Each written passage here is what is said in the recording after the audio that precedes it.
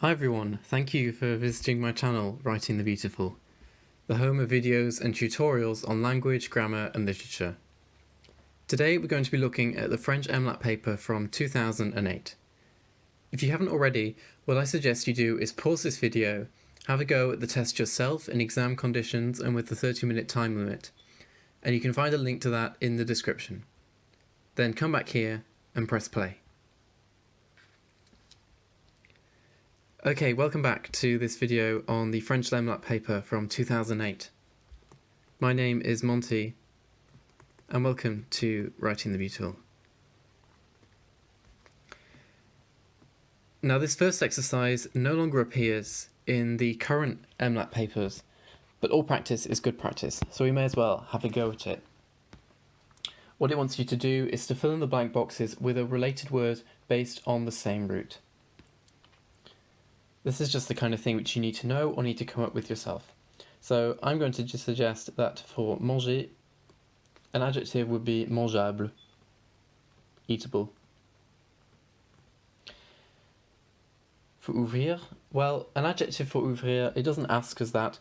An adjective would be ouvert, but by thinking about the adjective ouvert, that actually brings me to thinking of the noun ouverture, opening. And whilst it doesn't ask you whether you need to put the gender in or not, it is feminine.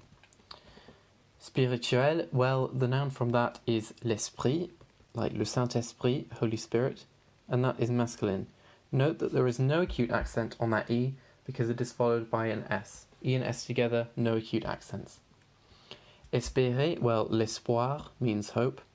That is also masculine. And from bonheur, well, bonheur means happiness, but look at that there.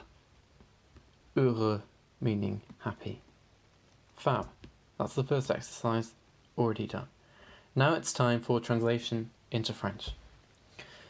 Okay, so I gave them the books that you lent me. Tense, what tense are we in? Well, we're going to be, I gave them, it's going to be passé composé, isn't it? I gave them the books that you lent me. What is my direct object? My direct object is books, because they are what is being verbed. They are the direct object of the verb give. My indirect object is them. So when I'm thinking about pronouns, I'm going to need an indirect object pronoun, which in this case is leur.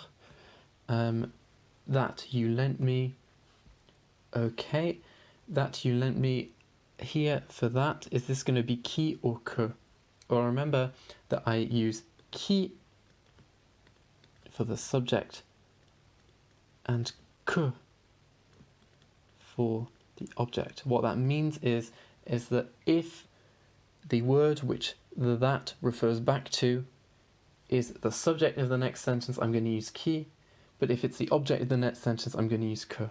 Don't worry about that, you probably haven't grasped that just yet, don't worry about it, I'm going to go through it now when we translate. So, je leur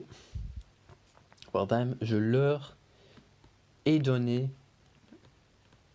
Remember that your pronoun comes before the whole verb, before the auxiliary verb. Je leur ai donné les livres. And then again, que tu m'as. And then the verb to lend is prêter with a hat on, like that. Que tu m'as prêté. Okay, let's think about agreements for now. Je leur ai donné. Is there going to be an agreement with here? Remember, PDO, preceding direct object. If the direct object comes before the past participle, it's going to need to agree. Well, in this case, the direct object, les livres, comes after the past participle, so there's no agreement. Donner, the past participle does not agree with leur, even though it's plural, because leur is an indirect object, so there's no agreement. Je leur ai donné les livres que tu m'as prêtés. First of all, let's think about agreements. Prêter, what is the direct object of prêter? Well, it is the books. You lent me the books. Our direct object comes before the past participle, and therefore we're going to need an agreement with prêter. Put an S on the end because livre is masculine, plural. A bit more on this qui and que here. Les livres que tu m'as prêtés. So the livre is the object here. And that's why we use que. Let's consider these two sentences. La voiture qui est belle, something something. La voiture que j'ai achetée. Can you notice the difference? In this sentence, la voiture is the subject of the next clause, which qui introduces, and therefore you use qui. But in this sentence, la voiture is the direct object of the next sentence, and therefore we use que. Those of you who know any inflected languages, I'll be able to explain this to you much more easily, because I can tell you that qui is used in the nominative, and that que, therefore, is used in the accusative. Fab. Okay, that's that first sentence. So what I'm going to do at the start, I think, because this is the first episode, I'm going to explain things a lot, but as we go on into the next years, I'm not going to explain things so much because I'll expect that you'll already have the explanations from the previous videos. Okay, next sentence. Tense passé composé. Remember, verbs of perception. So I saw him go into the house. What you do is you use a verb of perception like voir or entendre, so to see or to hear, or regarder, and then you use an infinitive, and you need a direct object. So a direct object in this case, him, is going to be le, direct object pronouns. So, je l'ai vu. Remember, again, your pronoun comes before the whole verb. Je l'ai vu entrer la maison. So I saw him enter the house where his grandmother lives. Where, be careful, remember that ou means or without that accent. Ou with an accent means where. And that is the only word in the French language which uses that ou accented. Où sa grand-mère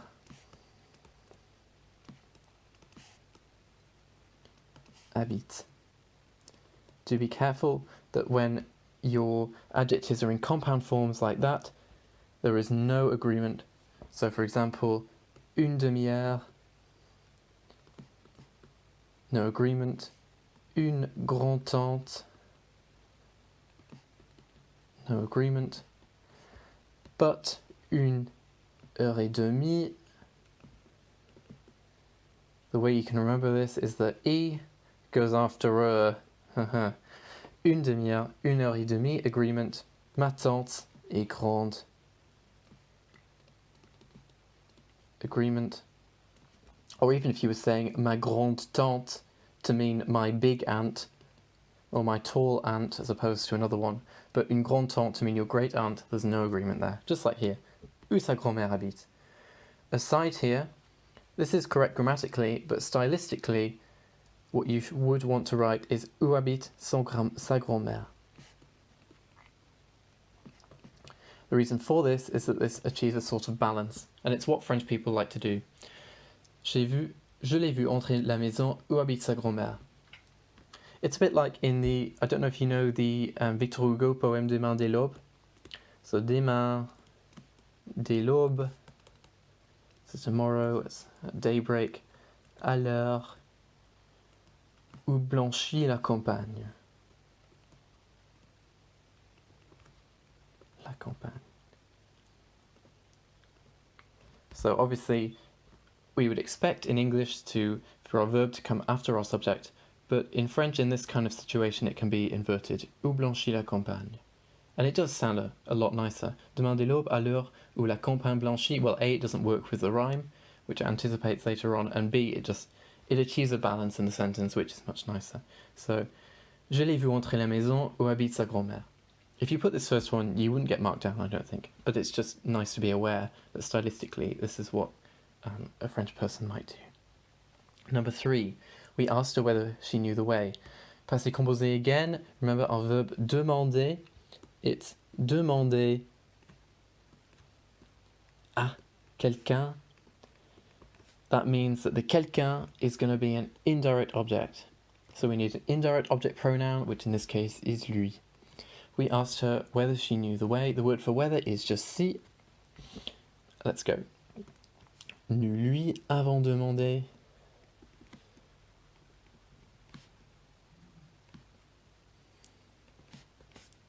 si elle connaissait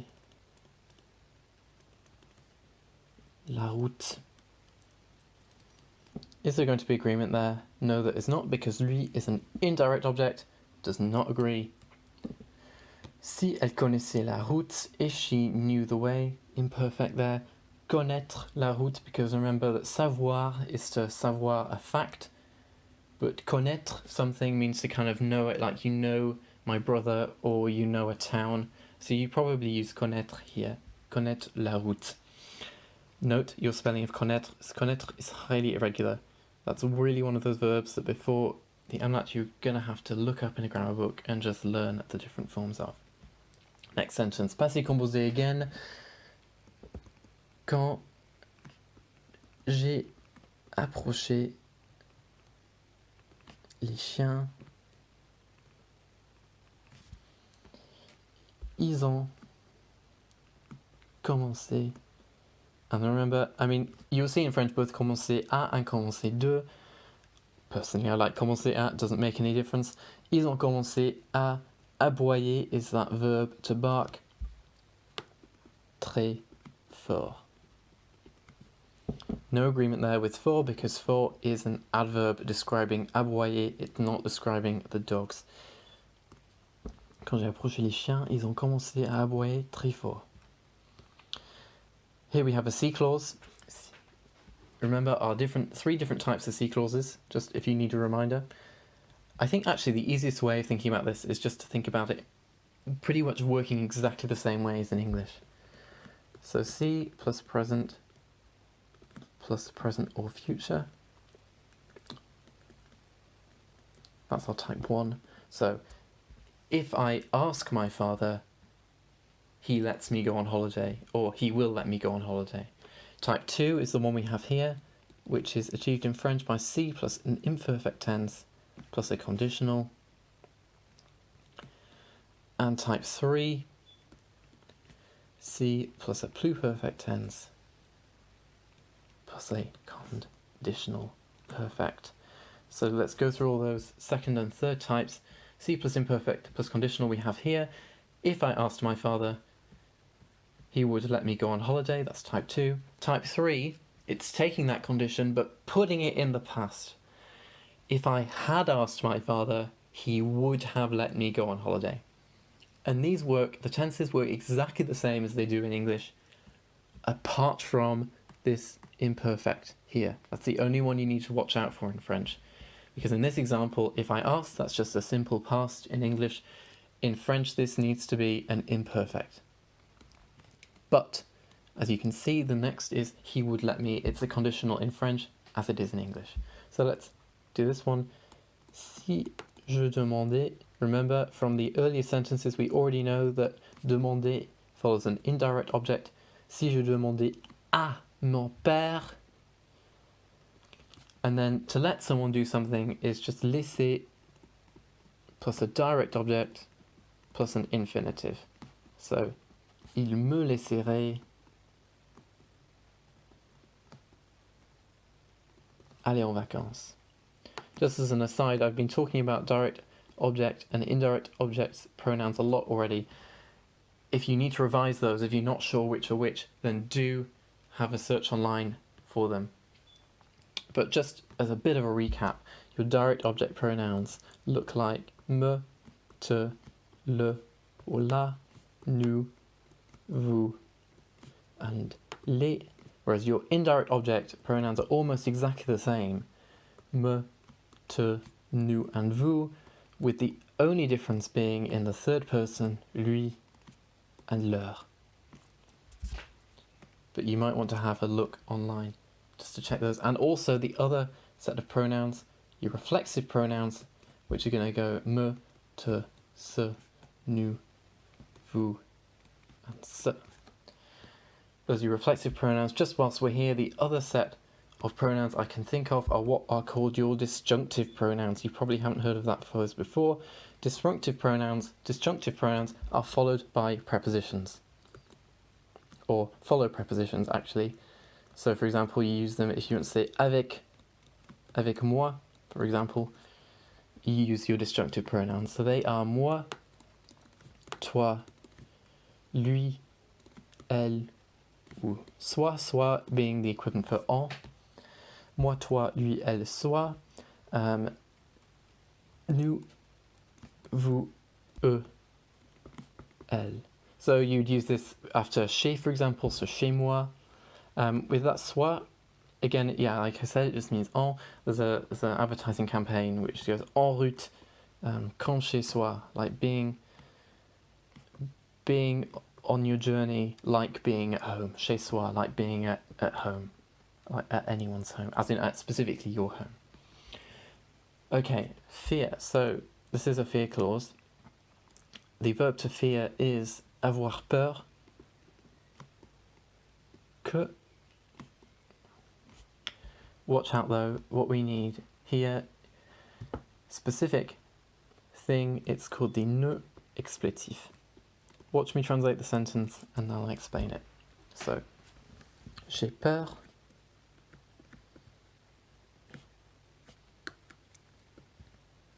que.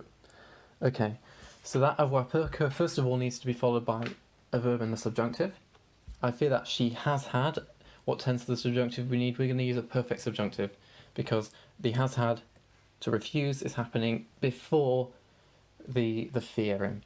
So, j'ai peur que, well, to form our past subjunctive, what we're going to do is we're just going to take our past participle and then all we're going to do is have our auxiliary verb is going to be the avoir or être as normal, but instead of being in the present indicative, it's going to be in the present subjunctive. So j'ai peur qu'elle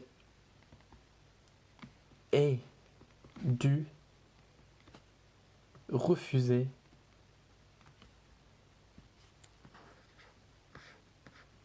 ton offre. Just as an aside, that word offre is feminine, but it doesn't matter. J'ai peur qu'elle ait dû refuser ton offre. Just whilst I say, if I haven't explained anything clearly enough, please do leave a comment and I will get back to you. And if so many people find that there is actually something which needs explaining really in detail, then I'll do a separate video. J'ai peur qu'elle ait dû refuser ton offre. Now, this is just as a more stylistic thing, and I'm going to take a bit of time over explaining this because it takes a bit of time to get your head around. So if there are any Latinists watching this, then they will be able to tell me that if I do a fearing clause in Latin,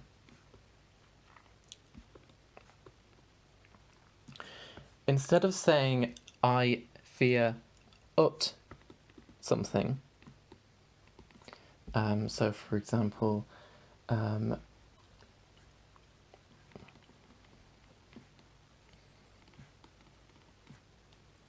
instead of saying I fear that they are building the houses, apologies if I've got any of that wrong, I fear that they are building the houses, so that ut is the equivalent of que in French, basically. What you actually put is timeo nei vilas aedificant, and you don't need to be a Latinist, you just need to have some French to be able to tell me that nei, it looks very negative, and it actually looks like a que ne pas in French. In English you could say I fear lest they are building the houses, but basically it's this idea that if you have fearing, it's something negative, so you should use a negative kind of word there instead of the positive one. And this idea has stayed into French. So what many French people will do stylistically, although there is one grammar tutor at the university I know who tells people not to do it, mine doesn't mind. I've always been taught that. I think, you want to show off, right? So you may as well. You want to show off that you understand what's going on, so you may as well put it in. So j'ai peur qu'elle, and what you do is you stick a ne in here. J'ai peur qu'elle n'ait dû refuser ton offre. This keeps exactly the same meaning, but you've just shown that you're aware that that can happen. What if this sentence was, I fear that she hasn't had to refuse your offer? Well, then you would just stick a pat in and no one would know the difference. That would just be a normal negative. A bit of an easier sentence this time. Present tense. J'espère. Do watch your verb endings on espérer. Remember, it's one of those irregular present tense verbs which you're just going to have to revise. Espérer, but it's espère. But j'espère, but nous espérons. It's one of those boot verbs. So many of these present tense ones. I just recommend getting a grammar book, getting a Quizlet, going through them. So, j'espère qu'il a reçu. Remember, again, another thing, irregular past participles, you've just got to learn them. J'espère qu'il a reçu l'information, or you could use les renseignements. J'espère qu'il a reçu l'information du dernier film français. That, remember, was like dernier, premier before the noun. Du dernier film français. They have nothing to say to the asylum seekers. Ils n'ont rien. This is just a kind of set phrase you need to learn. Ils n'ont rien à dire. That's just something you need to remember. It's the same. Ils n'ont rien à faire. Moi, je n'ai rien. Qu'est-ce que tu fais aujourd'hui? What are you doing today? Moi, je n'ai rien à faire. Just remember that. Dire à quelqu'un, indirect object, au demandeur d'asile. That might have been a piece of vocab you didn't know. I think I definitely read somewhere that the MLAT is more of a grammar test than a vocab test. So don't get too hung up over vocab.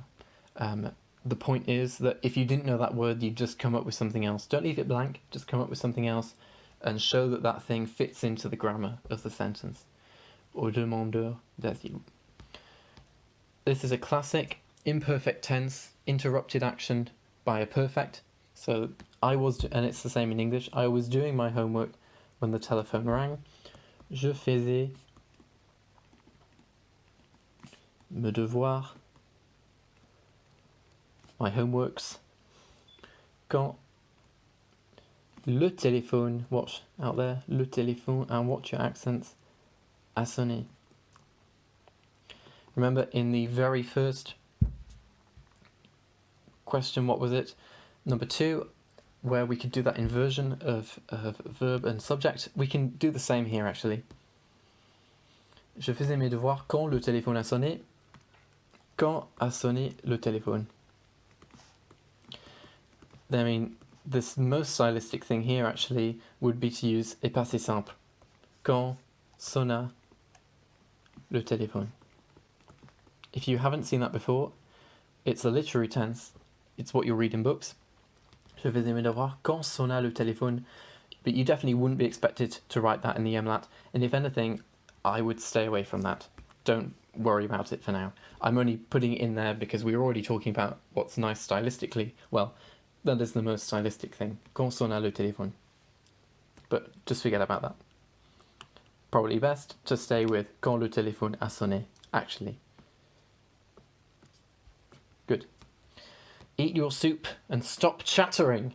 Right. Now, this is a reminder about your imperative forms. How do we do our 2 imperatives?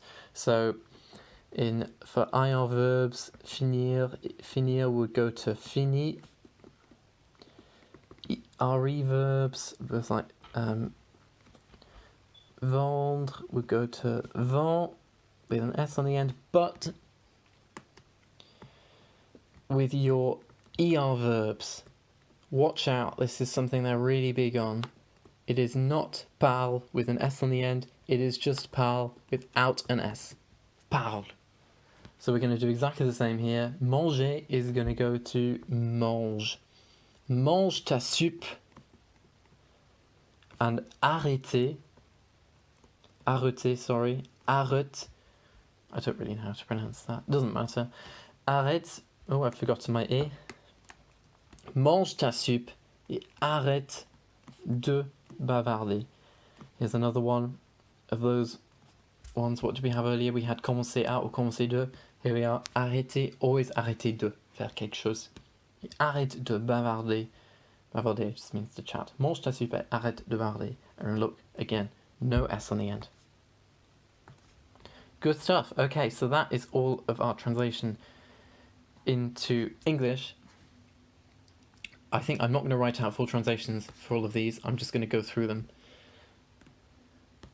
So, when I arrived in France last year, j'ai fait la connaissance, I met probably par hasard, by chance, a boy my age whose name was Simon Lecoeur, qui se faisait appeler Boris. So when we're translating, what you're not doing is translating everything literally. What you want to do is come up with something which sounds natural in English. And when you get to Oxford, this is what they're all about. You do a lot of translation. So a whole paper of your prelims, of your first year paper 2, is about translation.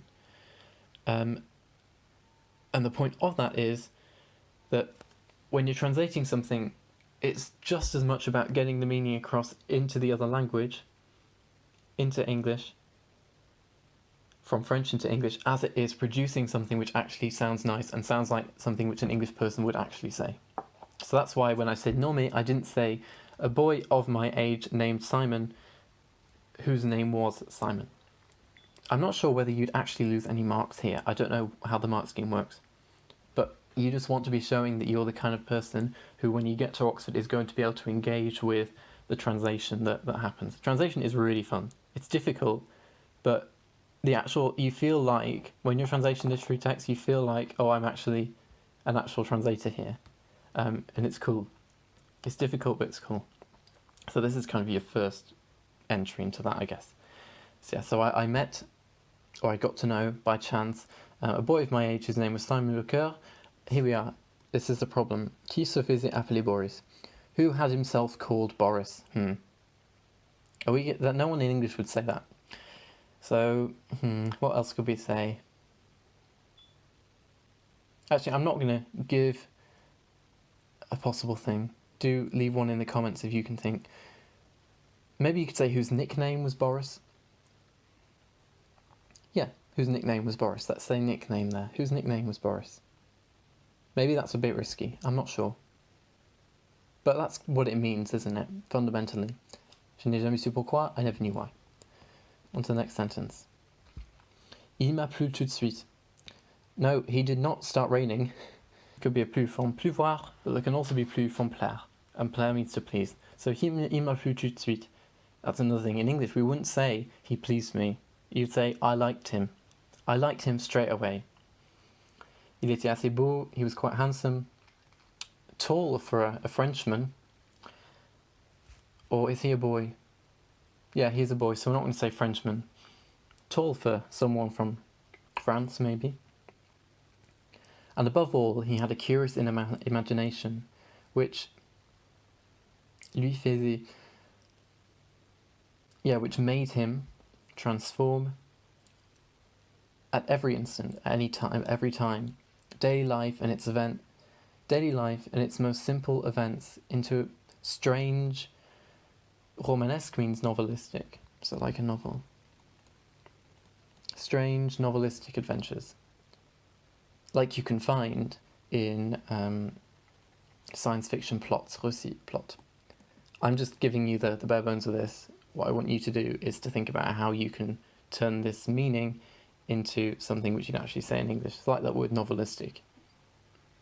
Maybe it would be you get the mark if you wrote that, but is there a word in English that actually sounds much more like something one would actually say? Perhaps. Think about it. But I thought almost immediately that I would need, without doubt, lots of patience sometimes to accept with a good heart these or his extravagant inventions. Je devrais même écrire. I should really write, that's saying, I should really write his folie, his kind of, again, we need a good word in English for that. I'm just seeing what the dictionary says. Yeah, his craziness. his crazy ideas, something like that. His crazy ideas.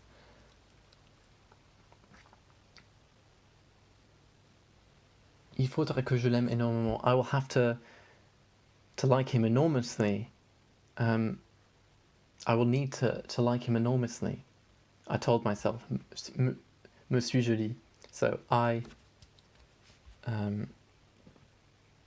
that's a reflexive, se dire, and that's why it's gone with être. So me suis-je dit, I